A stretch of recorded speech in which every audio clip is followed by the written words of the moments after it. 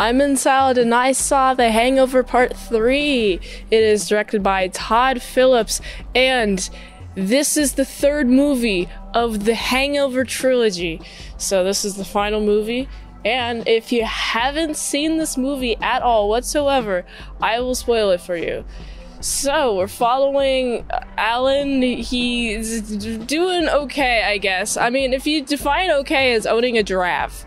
But before that point, Chow actually does manage to escape prison during a prison riot, which is fun. I'm like, wow, baby, did he construct the prison riot? I'm just like, whose big old big idea was it to construct a prison riot and just in the right time for Chow to leave? I mean, is it a coincidence? Maybe, maybe not, but Chow does leave, and he, like, it takes 2 years to, like, carve out a tunnel for him to leave, I guess. That's how long it's been. So, you know, Chow escapes. But let's go back to Alan. Alan seems to be his a very own special type of person. I'm gonna call him Alantistic. Like autistic, but he's Alan. And I'm also Alan today, if you couldn't tell. It kind of gives me Boob Ross vibes, but I'm Alan. Trust me. So, Alan he bought himself a giraffe. And you know what happens when you drive on the highway? Like on a freeway? They got a bunch of overpasses.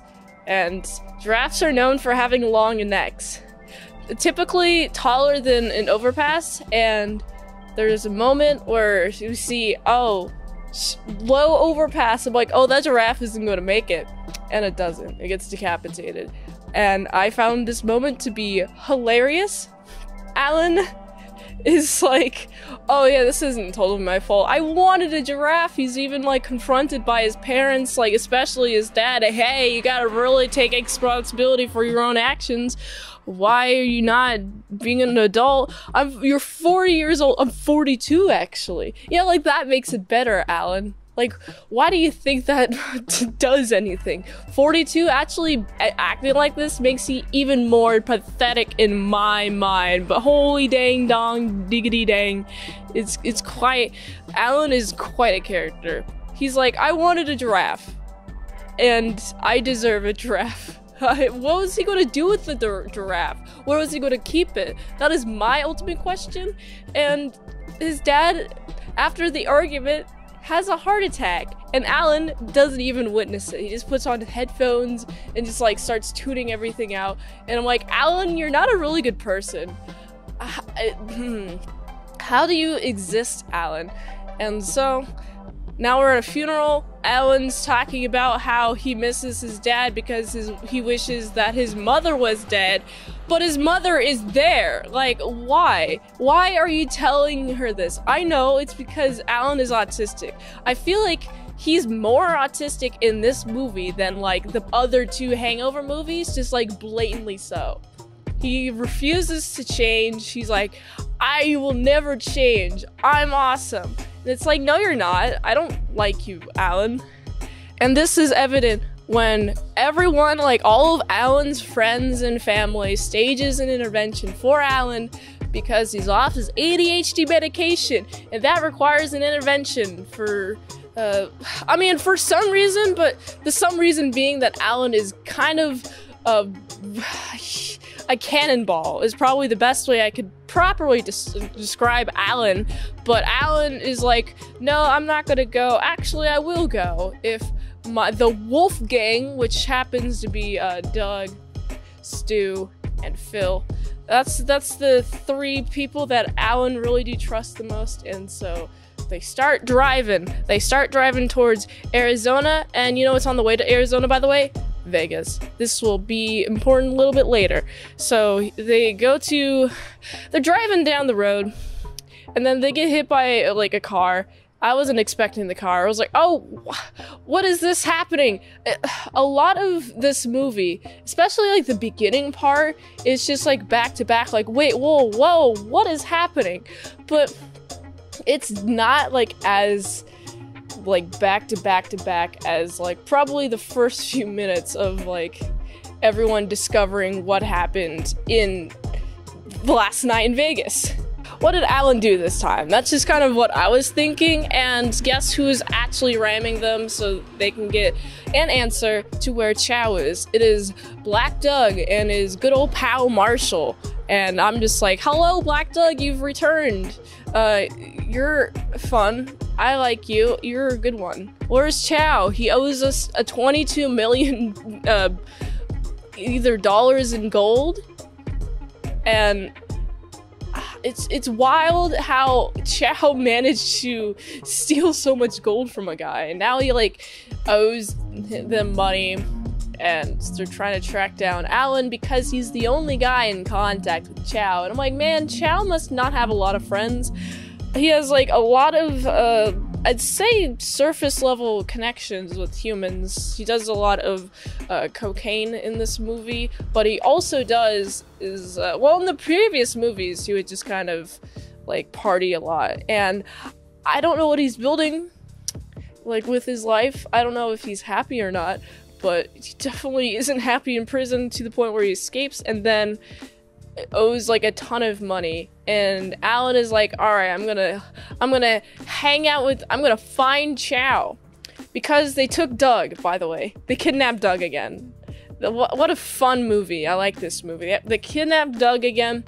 And so the wolf pack, they go to Tijuana to have a talk time with Chow. And they're asked to try to kill him or, like, else Doug is gonna die. So they try to, like, drug him. They get a bunch of drugs via, like, Stu being, like, a doctor. And they try to, like, sneak up on him and, like, drug him. But, like, at the last second, Alan's like, oh, here's our plan. Here it is. And it's like, the element of surprise has been lost. Congratulations, Alan. You did it. But instead of, like, you know, being a good proper friend and being like, hey, somebody has taken Doug and wants me to kill you in order to have Doug. They were about to kill him, but then Chow knows. They have a talk about it, and they're like, oh, well, actually, let's go break into my previous house where the money is at. So they go do that, and they recover not a ton of gold. Turns out Chow has spent 20 million of the gold worth in Bangkok last movie. And I'm just like, how? How do you spend that much money? I cannot imagine how to spend so much money in so little time. Like $20 million in, like, 2 years? Or just in one place, like, one weekend? How long were you there?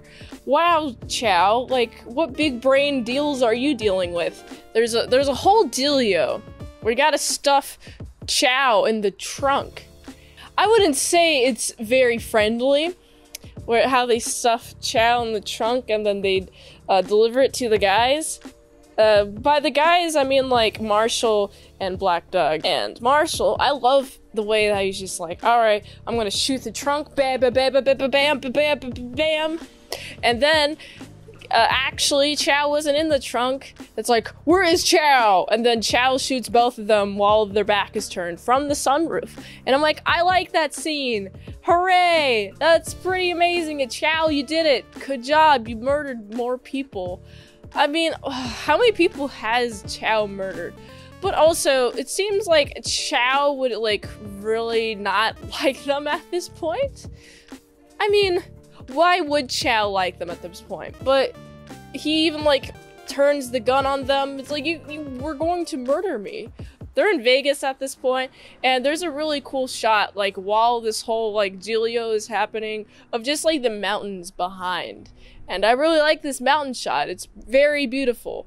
And honestly, the next part that I remember clearly, because Stu, I do remember, has to, like, connect with Jade again in order to do a bunch of fun shenanigans. But the part that I do remember the clearest after this point is Alan wants to be dropped off in Vegas after all of the stuff that happened. He's like, alright guys, we're gonna have to, I'm gonna be dropped off in Vegas. I just broke up with my good old pal Chow, after we saved him from being killed.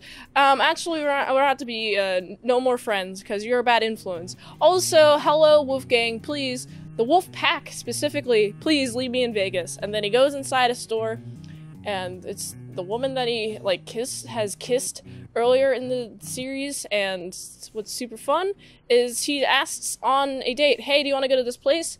Well, actually, here's a good place during a good or better time. And then, like, 6 months later, now it seems that we're at Alan's wedding. And I'm like, oh no, is there going to be, like, another bachelor party, like, situation? I hope there isn't, because Alan is getting married.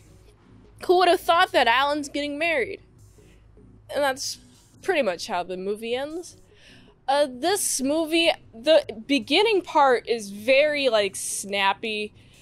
There definitely isn't as many, like, whoa, what is happening, like, right now, big brain blasts like the first two, especially the first one, in my opinion. But I do like the resolution of everything. Like, nobody is being as injured, except for, like, the little scar that Alan has, but nobody is being nearly as injured as the previous two movies.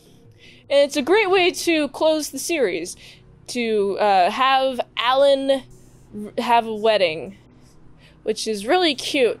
I honestly wish that I remembered more of the funny jokes. It's more of a movie that you kind of have to watch in order to really appreciate it. But otherwise, it's much more cinematic than the like other two, I'd say. It's really pretty, and I enjoyed watching this. A great closer to trilogy, although it is not my favorite out of the three. My overall feelings on the entire Hangover franchise, I like how it started off pretty strong with, like, a really ridiculous concept of, well, okay, well, Alan's going to roofie all of his friends, and then they're going to have a ridiculous night, and now they're going to have to figure out what happened. And then the second one was also like that, but, like, at a bigger scale, and, like, more ridiculous things occurring. And then the third one, I feel, isn't, like, nearly like that enough. But it's also a trilogy. It's 3 movies. It's supposed to end a trilogy. So I understand, like, needing to, like, die down and, like, wrap things up. I personally like the, I feel like the first one is, like, a really solid one. The really solid movie, and then the second one you have to watch the first one in order to, like, really appreciate it, because it's just bigger and bigger. But yeah, I do enjoy this franchise.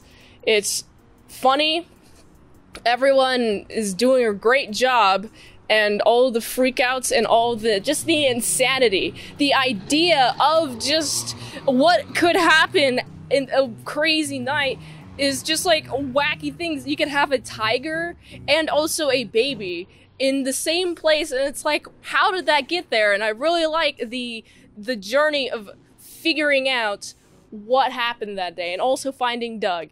I also find it hilarious that they did bring back kidnapping Doug. So, like, the first one, they kidnapped Doug. The second one, Doug is actually safe. In contrast with the first movie. And then the third movie, Doug is kidnapped again in order to, like, really reflect the first movie.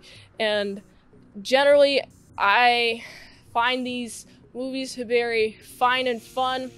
The third movie is a great, I'd say it's a pretty solid closer to a series, and I would recommend this trilogy, especially if you really like comedies, just really wacky situational comedy stuff, like what is happening pretty much the entire movie. And so, for the third movie specifically, I'd rate this movie a solid 6.1. And for the entire trilogy, I'd rate this series as a solid 6.9 out of 10. If you liked this review, be sure to like, comment, subscribe, and share this video with everyone you know. The ultimate goal of this channel is for me to become an expert movie reviewer. So, If I haven't reviewed it on the channel, there's a chance I haven't even seen it at all. So request a movie in the comments below, or you can fast track that request at patreon.com/ASCpresents for $20 a month for one movie review per 1 month, or $3 a month for some daily vlogs, all at patreon.com/ASCpresents. And if you want to help support the daily grind, go check out this link tree for some of my NSFW content, including daily sets, all at this link tree. It really helps with the dailiness of all the videos. Go here, and until next time, I'm in Salad Saw. I'll see you later. My salad croutons and bacon bits.